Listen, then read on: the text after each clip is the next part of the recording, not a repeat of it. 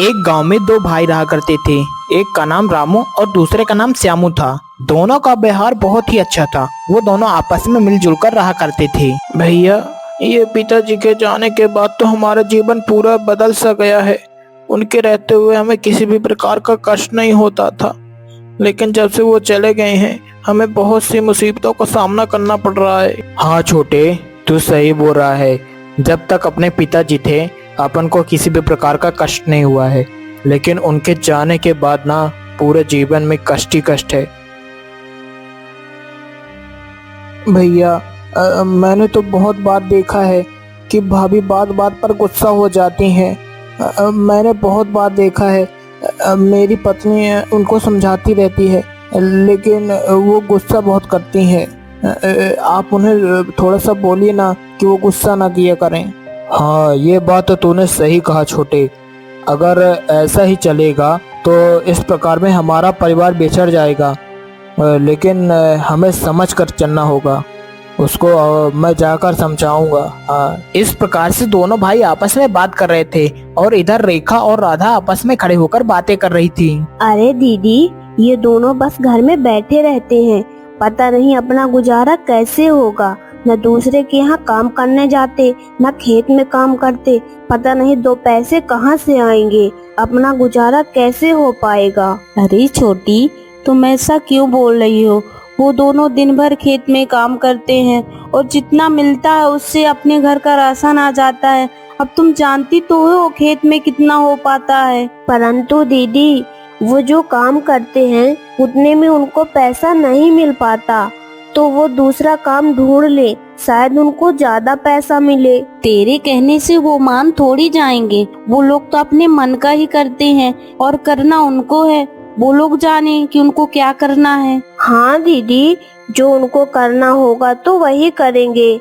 हम तो बस बोल ही सकते हैं और कर भी क्या सकते हैं। उनको जो करना होगा तो करते रहेंगे। वो दोनों इतना कहकर अपने अपने कमरे में चली जाती हैं और कुछ देर बाद रामू और श्यामू अपने अपने पत्नियों के पास खड़े थे। क्यों रेखा, तुम ऐसा क्यों करती हो?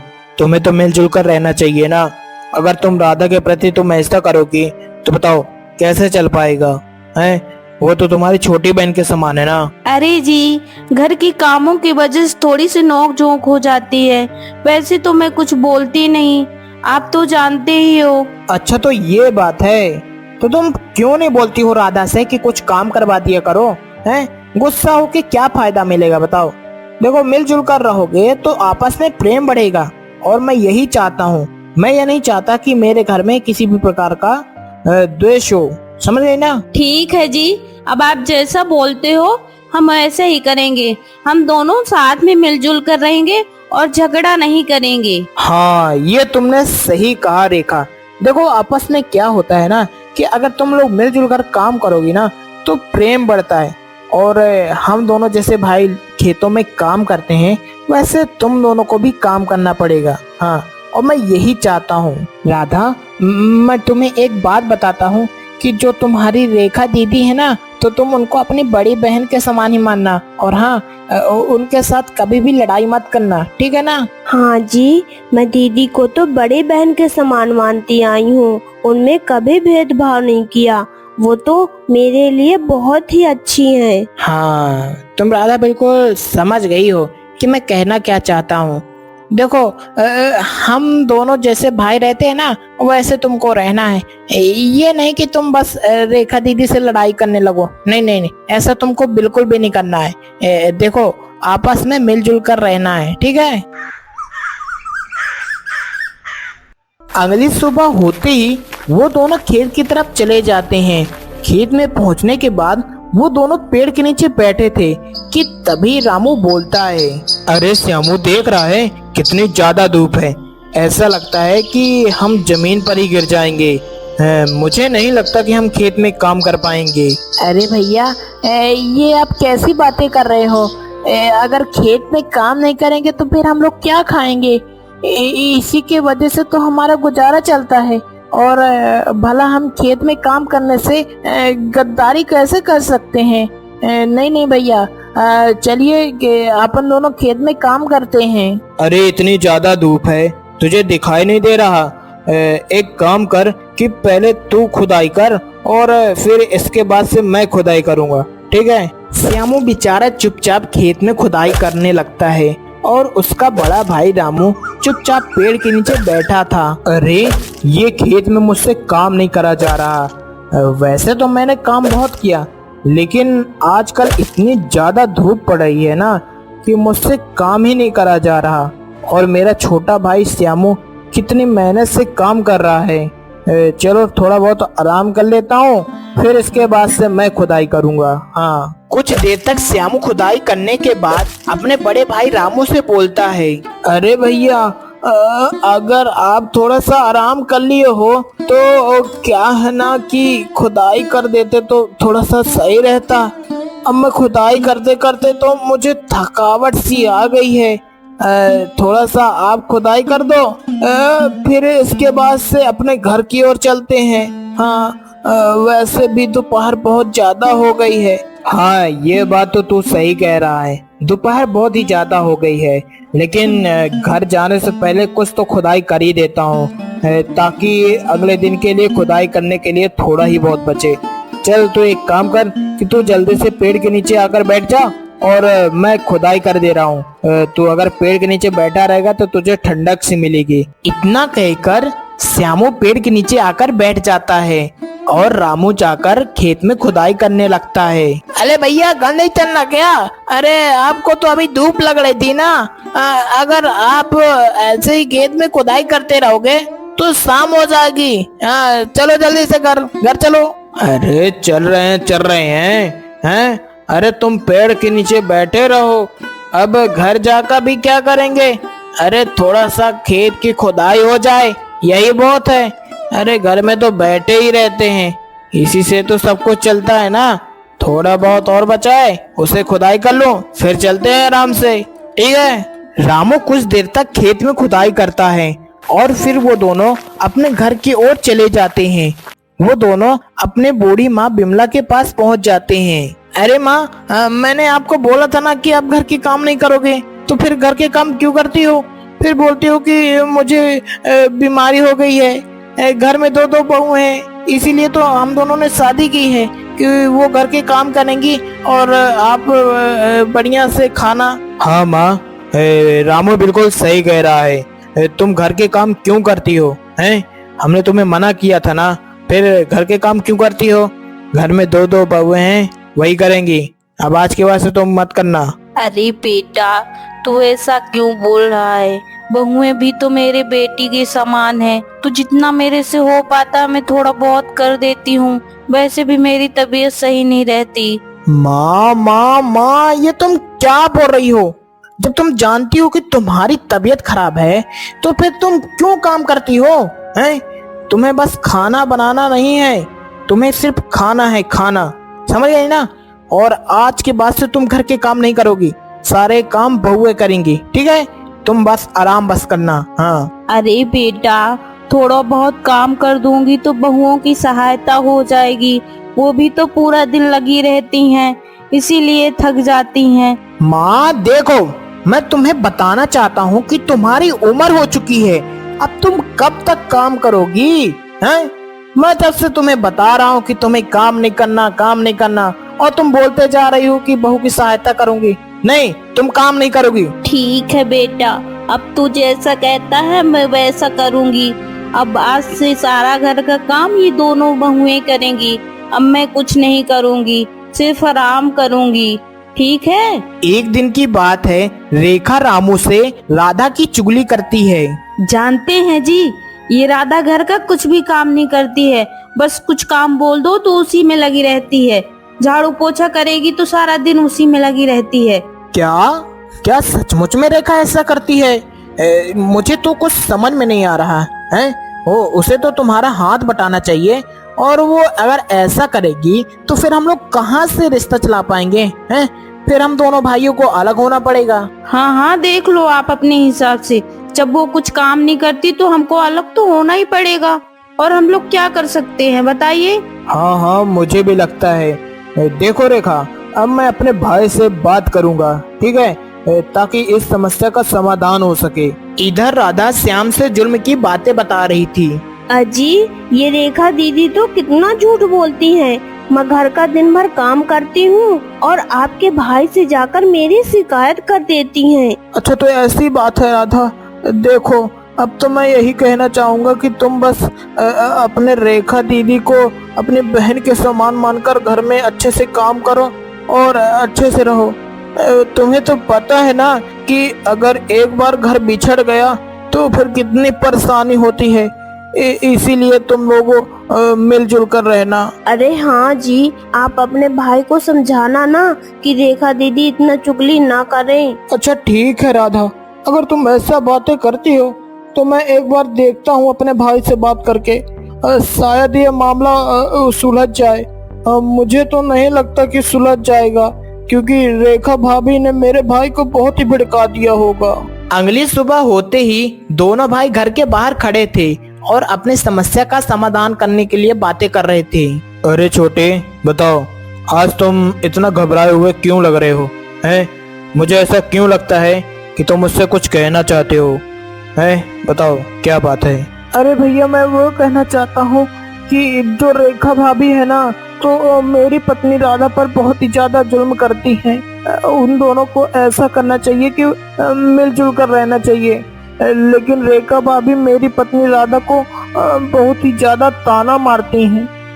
तो मैं बस यही बताने आया था कि आप एक बार अपने पत्नी को समझा देते तो सही रहता। हाँ हाँ, मुझे पता है, मेरी पत्नी भी इसी के बारे में बता रही थी। देखो, ऐसी बातें तो चलती रहती हैं। अब हम दोनों को समझना होगा कि कैसे चलाना है। अब देखो, उनको समझाना पड़ेगा। एक काम करो कि तुम राधा को बुला लाओ और मैं रेखा को, तो सारी बातें एकदम क्लियर हो जाएंगी। कुछ ही देर में वो दोनों घर के बाहर आकर खड़ी हो जाती हैं। तुम दोनों कान खोल के सुन लो, आज के बाद घर में लड़ाई बिल्कुल भी नहीं होनी चाहिए। और हाँ, एक दूसरे को समझो ताकि हम अच्छे से जीवन यापन कर पाए। अगर किसी की तबीयत खराब हो जाएगी तो तुमको करना पड़ेगा, ठीक है? इसके लिए कोई दूसरा व्यक्ति काम करने नहीं आएगा। इसलिए अगर रेखा की तबीयत खराब हो जाती है तो राधा काम करेगी, और अगर राधा की तबीयत खराब हो जाती है तो रेखा काम करेगी। इस प्रकार से दोनों लोग को आपस में मिलकर रहना पड़ेगा, ठीक है? और लड़ाई का बिल्कुल भी झंझट मत करना। हाँ हाँ हाँ हाँ, देखो देखो, भैया भी ऐसा बोल रहे हैं, तुम दोनों बिल्कुल भी लड़ाई मत करना। देखो, लड़ाई से क्या कलेश ही फैलता है, और अगर तुम दोनों अगर मिलकर रहोगी तो बहुत ही ज्यादा खुशी में रहोगी, और हमको किसी भी प्रकार की समस्या का सामना नहीं करना पड़ेगा, ठीक है? मुझे माफ कर दो राधा, तुम मेरी छोटी बहन के समान हो। मैंने तुम्हें बहुत ज्यादा ही बोल दिया, मेरे को ऐसा नहीं बोलना चाहिए। अरे दीदी, आप कैसी बातें करती हैं? आप मेरे थप्पड़ भी मार लेती तो मैं कुछ नहीं कहती। आप तो मेरे बड़ी बहन के समान हैं। हाँ हाँ, ठीक है, चलो चलो, अब तुम लोगों का हो गया हो तो जाओ अंदर। हाँ, और छोटे, मैं ये कहना चाहता हूँ कि हमें खेतों का बंटवारा कर लेना चाहिए, ठीक है? हाँ भैया, मुझे कोई दिक्कत नहीं है। आप बड़ा वाला खेत ले लीजिए और मुझे छोटा वाला खेत दे दीजिए। हाँ ठीक है, ये सही रहेगा। कुछ दिन ऐसे ही बीत जाते हैं। अब उनके पास एक भी पैसे नहीं थे, जिसके कारण वो अपनी एक नई फसल उगा सके।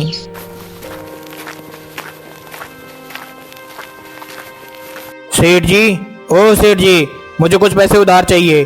क्या है ना कि खेतों में नए बीज बोने के लिए मुझे कुछ पैसे चाहिए, और आप एक काम करो कि मुझे कुछ पैसे दे दो, और इसके बाद मैं आपका ब्याज शायद वापस कर दूंगा। अच्छा ठीक है रामू, अब तुझे पैसे की जरूरत है तो ठीक है, मैं दे रहा हूँ, लेकिन टाइम से लौटा देना भैया। हाँ, अरे आजकल गांव वालों को क्या हो गया है कि कर्ज तो ले जाते हैं लेकिन देने के लिए बहुत ही देर कर देते हैं। अब ऐसा नहीं कि तू भी देर कर दे, टाइम से मेरा पैसा दे देना, ठीक है? अब देख, मैं तेरे ऊपर विश्वास करके दे रहा हूँ, मेरा विश्वास मत टूटने देना। हाँ। अरे नहीं नहीं सेठ जी, ये आप कैसी बातें करते हैं? मैं आपका पैसा जैसे ही फसल पक जाएगी तो मैं आपका पैसा लौटा दूंगा। हाँ। रामू पैसे लेकर वहाँ से चला जाता है, और कुछ ही देर बाद वहाँ पर श्यामू आ जाता है। अरे सेठ जी, मुझे भी कुछ पैसे दे दीजिए। क्या है ना कि मुझे भी खेत में बीज को बोना है और मेरे पास पैसे नहीं है, तो कुछ पैसे मुझे भी दे देते तो मैं भी फसल को बो देता। अच्छा ठीक है श्यामू, लेकिन भाई एक बात याद रखना भाई कि टाइम से पैसा दे देना। हाँ, अरे भाई मैंने बहुत लोगों को देखा कि वो कर्ज ले लेते हैं लेकिन पैसा दोबारा देने नहीं आते। तुझे क्या करना पड़ेगा कि टाइम से पैसा देना पड़ेगा, तभी मैं तुझे दूंगा। हाँ बोल, क्या कहता है? हाँ हाँ सेठ जी, मैं आपके पैसे दे दूंगा। मैं गद्दार नहीं हूँ सेठ जी। जैसे ही मेरी फसल पक जाएगी तो मैं आपके पैसे सारे वापस लौटा दूंगा।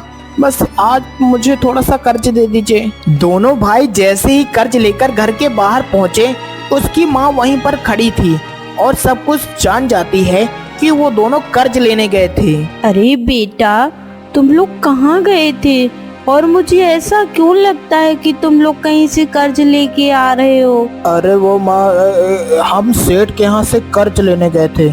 क्या है ना कि वो फसल बोने का समय आ गया है तो हमारे पास पैसे नहीं थे, तो हमने सोचा कि सेठ के यहाँ से कर्ज ही ले लेते हैं। हाँ, इसलिए चले गए थे।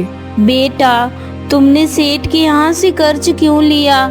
शहर चले जाते तो कुछ पैसे कमा के ले आते, फिर उससे बीज ले लेते तो कर्ज भी नहीं होता।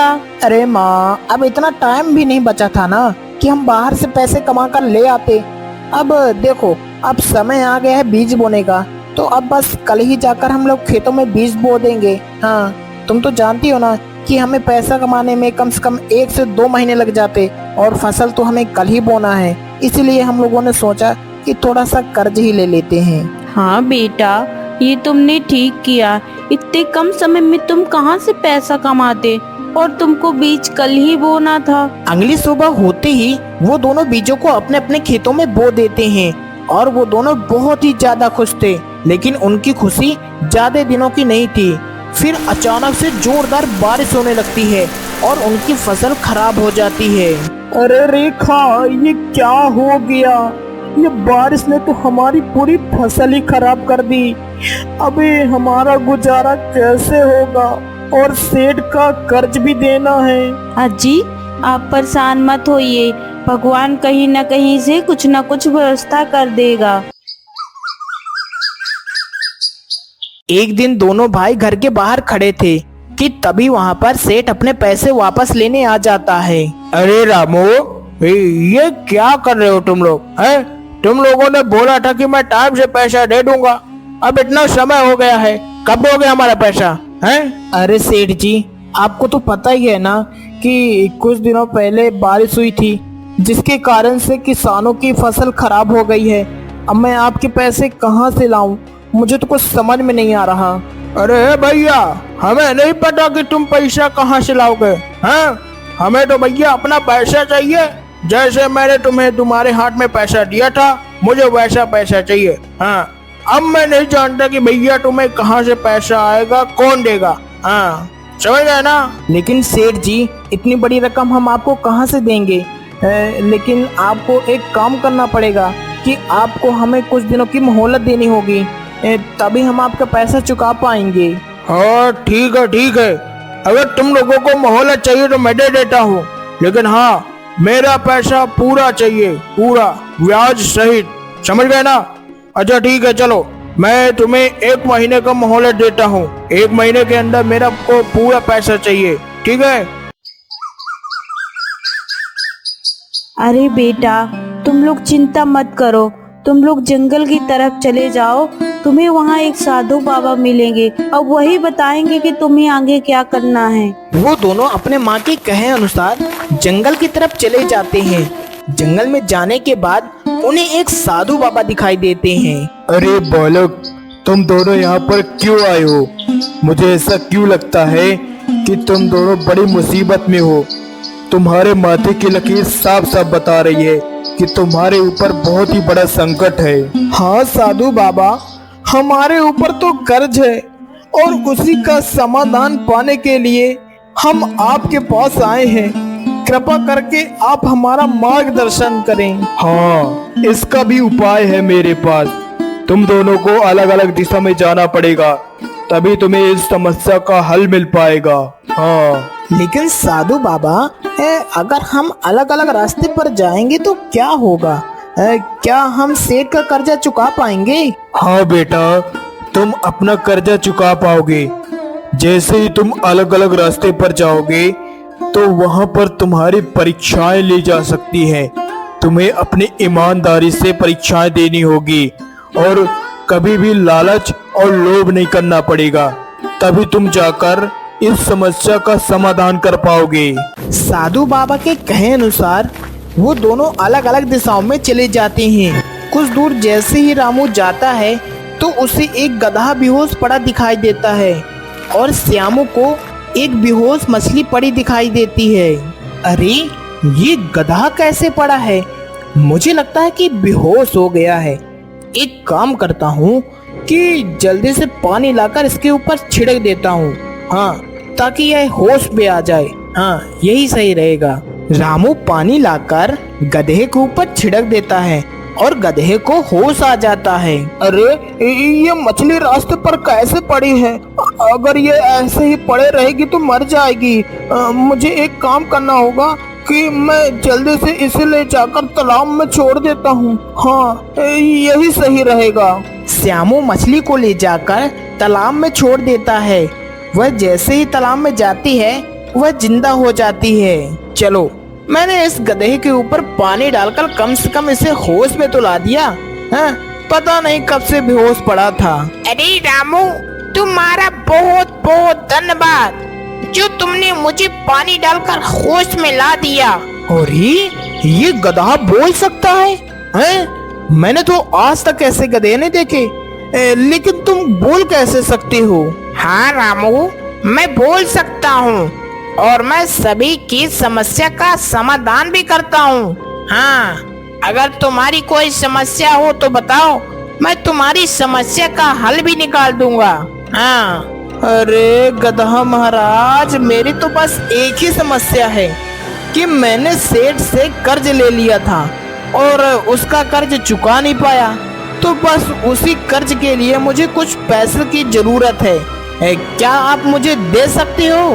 रामू के इतना कहते ही गधे के मुंह से सोने के सिक्के गिरने लगते हैं और उसके सामने बहुत सारे सोने के सिक्के आ जाते हैं। रामू, तुमने मेरी बहुत ही सहायता की है, इसलिए जितने सारे पैसे हैं ये सब इन पैसों को ले जाकर उस सेठ को दे देना। हाँ, जिससे तुम्हारा कर्जा माफ हो जाएगा। हे मानव, तुमने मेरी जान बचाई है। अगर तुम्हें किसी चीज की जरूरत हो तो तुम मुझसे मांग सकते हो। अच्छा मछली रानी, अगर आप मेरी सहायता करना चाहती हैं तो आप मुझे कुछ पैसे दे दीजिए, जिसके कारण से मैं सेठ का कर्ज वापस कर पाऊंगा। श्यामू के इतना कहते ही उसके सामने ढेर सारा धन आ जाता है। श्यामू धन को लेकर अपने घर की ओर चला जाता है। अगली सुबह होते ही वो दोनों सेठ का कर्ज वापस कर देते हैं। हाँ, तुमने पूरे 29 दिन में कर्ज को वापस कर पाए हो। अगर एक दिन भी वापस नहीं कर पाते तो मैं तुम्हारे घर को बेच देता। अरे सेठ जी, मुझे तो भगवान पर पूरा भरोसा था कि वो हमारे साथ ऐसा कभी भी नहीं होने देंगे। वो दोनों सेठ का पैसा देकर अपने घर की ओर चले जाते हैं और अगली सुबह होते ही खेतों में बीजों को छिड़क देते हैं। इस बार उनकी फसल बहुत ही सुंदर थी और उन फसलों से प्राप्त बीजों को वह बाजार में बेच देते हैं और खुशी खुशी जीवन यापन करने लगते हैं।